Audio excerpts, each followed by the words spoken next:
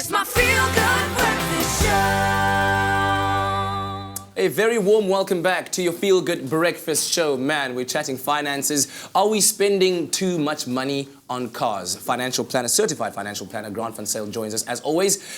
Somebody called in and asked about leasing a car, whether that might be a better option. Or whether that's just kind of throwing money down the drain, because you never really own it, right? Let's quickly explain what the difference is between having a loan and financing a car and leasing a car. What's the difference there? So I think if you're leasing a car, you're never ever going to own it. So you're actually going to a rental agency and you're going to rent that car. But I think if you're going to go that route, you're going to be landing up paying a lot more because it's short-term leases. So it's going to be a way bigger price. I mean, I think they charge 200 to 250 Rand a day for the car.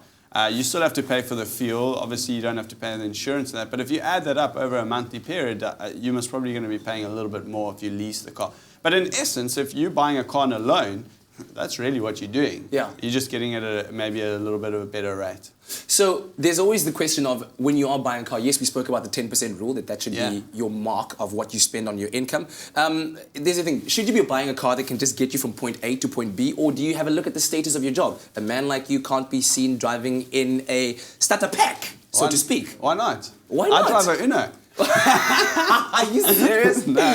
Yeah, neither, right? But so how do you kind of weigh that up? Because, you know, your job does sometimes require you to be at a certain level. Or does it require you always maybe just societal pressure? No, most definitely. I think it is most definitely societal pressure. But also within ourselves, we build a lot of confidence depending on the car that we drive. Yeah. So I think those are everything to do with marketing. That's what marketing puts onto us as society. But when it comes back to your budget, that is where the priority really goes onto paper, and you need to really pay attention to that, because you can either live like a king now and retire poor, or live a basic life and then at a later stage live like a king. Let's quickly take a call. Leon from Cape Town, good morning to you. Thank you for your call. What is your question or comment?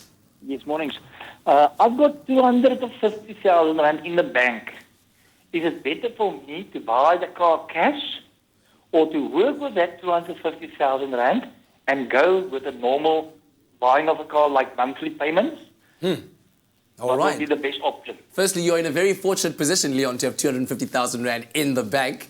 Grant, what do you suggest? Yeah, Leon, thanks for the call. I think, you know, when it comes to having that much money, you want to maybe look at putting a big portion of that away in an investment where you're actually going to grow the money instead of depreciating the money when it comes to buying a car.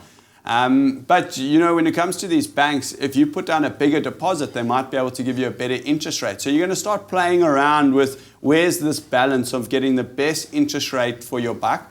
If you buy the car on loan and you battle, if your cash flow gets a bit strapped, you've got this investment in the background where it can back you up at the end of the day. So, yeah, I think putting some of the money away from an investment perspective is definitely the better option, and then going the route of getting the loan and gearing on the car. Definitely. Thank you very much, Leon, for that call. Thank you very much for coming in. Absolute We pleasure. really do appreciate it. We'll do this again, of course, next week. But I guess the last words of advice would probably be something like, you know, be like Graham, just skateboard. Oh, you stole. I was going to say that.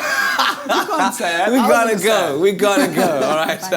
Here's what else you can expect on your Feel Good Breakfast Show. Let's head on over to you, Lada.